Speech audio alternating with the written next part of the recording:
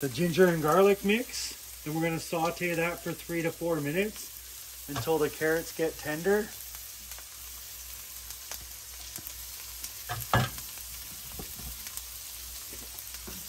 Just on medium heat. We can be a little bit under medium. We're not trying to burn anything, we're just trying to get all the flavors and tenderize these carrots.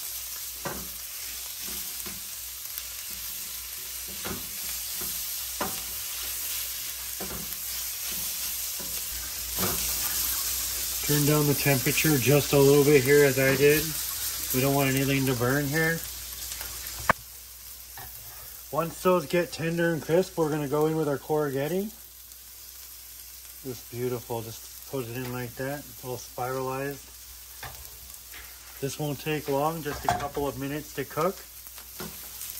So while this is cooking, we can go over to the table and get our sauce prepared for the top of this.